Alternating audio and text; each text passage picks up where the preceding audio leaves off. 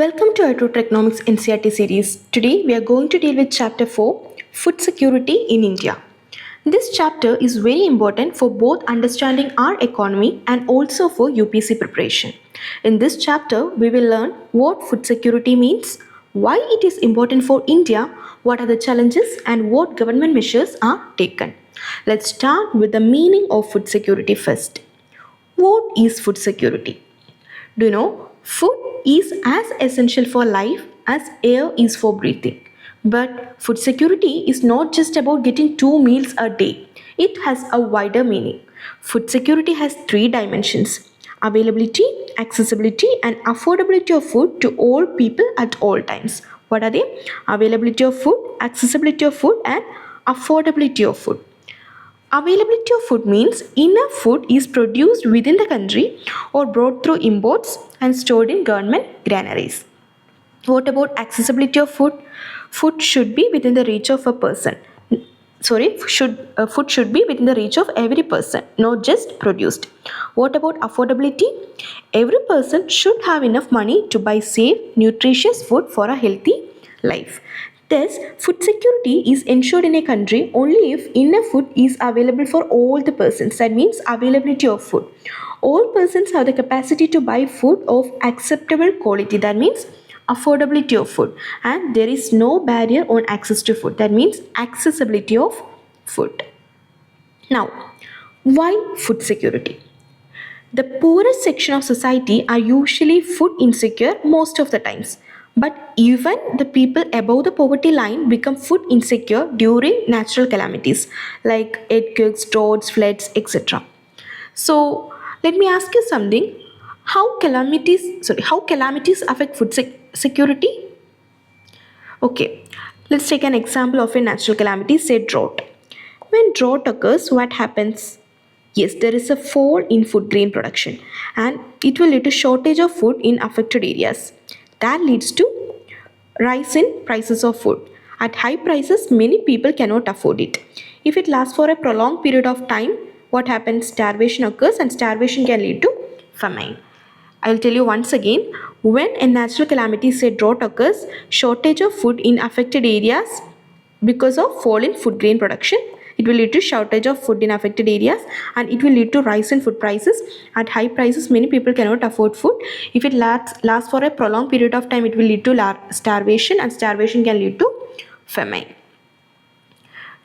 Did you ever heard of the famine of Bengal in 1943? Yes, it killed about 30 lakh people. After independence, such a massive famine has not occurred, but famine-like conditions and even starvation deaths are still reported in some places. Therefore, food security is very necessary to ensure food is available at all times for all people and in all situations. Now, look at this box. This box will teach us the evolution of the concept of food security. In 1970s, food security meant only availability of adequate supply of basic foodstuffs at all times. Its focus was mainly on production and stocks. Then comes Amartya Sen. Amartya Sen added the idea of entitlements. That means access to food depends on what one can produce, what one can buy or exchange in the market, what one can receive through states or social supports like PDS, subsidies, etc. So the focus shifted from availability to accessibility. In 1995, World Food Summit gave the final definition. What was the definition? Yes, food security exists when all people at all times have physical and economic access to sufficient, safe and nutritious food to meet their dietary needs and food preferences for an active and healthy life. So, they added the idea of quality plus food preferences that recognize the poverty eradication as essential for ensuring food security. So, how was that evolution? Food security has evolved from just food availability to access through entitlements of Amartya Sen and then to a comprehensive idea including availability, accessibility and affordability, nutrition and preferences.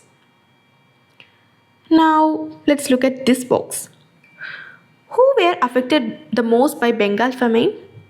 Yes, the agricultural laborers, fishermen, Transport workers and other casual laborers were hit hard. Why? Because the price of rice increased sharply, and these groups had low and irregular incomes, so they could not afford rice at such high prices. As a result, they were the ones who suffered the most, and many died of starvation. This shows that famine is not always about lack of food, but about lack of access to food. Now, food security. Who are the most affected ones? Do you know? Yes, social groups at risk are SC, ST, and some sections of OBC. Then some migrants. Some migrants are also affected by food insecurity, and women and children are also affected. These SC and ST, usually they are landless or with poor land. So it will lead to less capacity to produce food. So the people affected by natural disasters who have to migrate to other areas, they are also affected. Then what this are also affected, a high incidence of malnutrition prevails among women. This is a matter of serious concern as it puts even the unborn baby at the risk of malnutrition. So a large proportion of pregnant and nursing mothers and children, the food insecure people are disproportionately large in some regions of the country, such as economically backward states like Uttar Pradesh, Bihar, Jharkhand, Orissa, West Bengal, Chhattisgarh, part of Madhya Pradesh and Maharashtra. Okay, they are also high in tribal areas, remote areas, and regions more prone to natural disasters. So, regions concentration of food insecurity people are mostly high in economically backward states, tribal areas, remote regions, and disaster prone areas. Now, hunger. Hunger is also another aspect indicating food insecurity. Let me tell you something. There are two types of hunger: chronic hunger and also seasonal hunger. Chronic hunger is a consequence of diets persistently inadequate in terms of quantity and or quality. Poor people suffer from chronic hunger because of their very low income and in turn inability to buy food even for survival. That means people who eat only one meal a day every day because of poverty, they are called chronic hunger. And what about seasonal hunger? Yes, seasonal hunger is related to cycles of food growing and harvesting. This is prevalent in rural areas because of the seasonal nature of agricultural activities. For example, in rural areas during lean season, that means before harvest, a farm worker who gets plenty of work during sowing or harvest season, but he has no work for months in between. They are called seasonal hunger. Another example is, now, do you know the percentage of seasonal as well as chronic hunger, both seasonal as well as chronic hunger, has declined in India as India is aiming at self-sufficiency in food grains since independence. That means both seasonal and chronic hunger have decreased in India compared to early times, because increase in food grain production after independence is the main reason for that. And also, Indian policymakers adopted all measures to achieve self-sufficiency in food grains. India adopted a new strategy in agriculture, which resulted in Green Revolution, especially in production of wheat and rice. Indira Gandhi, the then Prime Minister of India, officially recorded the impressive strides of Green Revolution in agriculture by releasing a special stamp entitled Wheat Revolution. The success of wheat was later replicated in rice also. Okay, this increase in food grains was, however, disproportionate. The highest rate of growth have achieved in Uttar Pradesh and Punjab. So remember that the highest rate of growth has been achieved in Uttar Pradesh and Punjab. But some states like Jharkhand, Uttarakhand, Assam, Tamil Nadu, for them production of food grains has decreased or food grains has dropped. And what about West Bengal and Uttar Pradesh? On the other hand, West Bengal and Uttar Pradesh recorded significant increase in rice yield. Now let's look at food security in India. Since the Green Revolution, that means in 1970s, India has avoided famine even during droughts and adverse weather. Today, India is largely self-sufficient in food grains because a variety of crops are grown across the country. To ensure availability of food grains, the government has created a food security system with two main components. What are those two main components? Yes, buffer stock and PDS, that means public distribution system. Buffer stock and public distribution system. What is mean by buffer stock?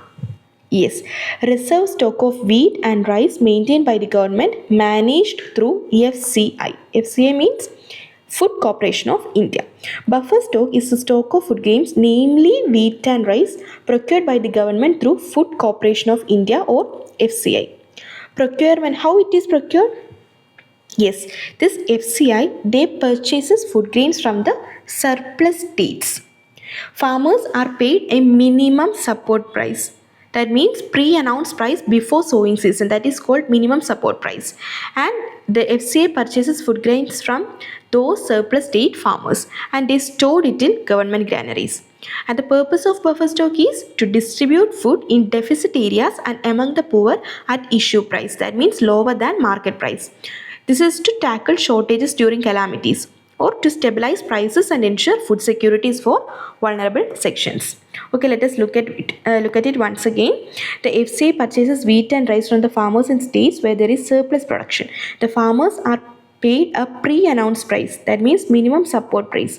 The MSP is declared by government every year before the sowing season. So remember that the MSP is declared before the sowing season to provide incentives to the farmers for raising the production of these crops.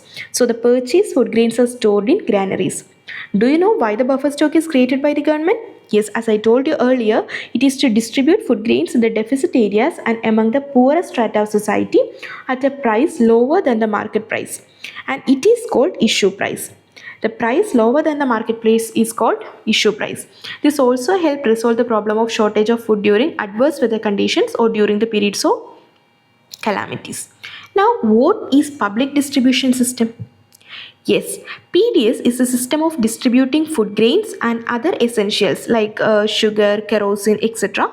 through a government regulated ration shops called fair price shops. Government regulated shops called fair price shops. Items are sold at price lower than the market price. It is to ensure that poor can afford them. So the food procured by the FCA is distributed through government regulated ration shops among the poorest section of society, and this is called PDS or public distribution system. Ration shops are also called fair price shops. Okay, and the introduction of rationing in India dates back to 1940s. The history, we are now telling the history of PDS. It introduced during the Bengal famine in 1940s, and in 1960s what happened? It revived during the food shortage, that means before Green Revolution, and in 1970s with high poverty levels, according to NSSO reports, government introduced three major food programs. What are they? Public distribution system, then integrated child development service, and also food for work. And the present scenario is today PDS works along with other poverty alleviation programs. Example, what are the examples? Yes, midday meals, then Antyodaya Anna Yojana, MG Narega wages. They all help strengthen food security. So employment schemes also indirectly support food security by increasing poor people's income. Now let's look at the current status of public distribution system. At first, ration was for everyone, but later the government realized it must focus more on the poor. So in 1992, RPDS, that means revamped public distribution system. Okay, that RPDS started for backward areas. Then in 1997, TPDS, what is that? Targeted Public Distribution System. TPDS came with separate rates for poor and non-poor. Later in 2000, what happens? Antyodaya Anna Yojana for the poorest and Annapurna scheme. It is for the old people were added. Then PDS has helped avoid famine and kept prices stable. But it also has problems. What are those problems? Yes, corruption, wastage, and still hunger in India despite full go downs. So before that, the current status of public distribution, I will tell a memory tip for reforms. RTA. What is RTA? Yes, R means revamped public distribution system was the one first thing that came there, and the second target public distribution system T, and A Antyodaya Anna Yojana and Annapurna scheme. Now, do you know about this Antyodaya Anna Yojana? What is that? Yes, Antyodaya Anna Yojana was launched in December 2000. The scheme aimed to provide food security to the poorest of the poor among the BPL or below poverty line families.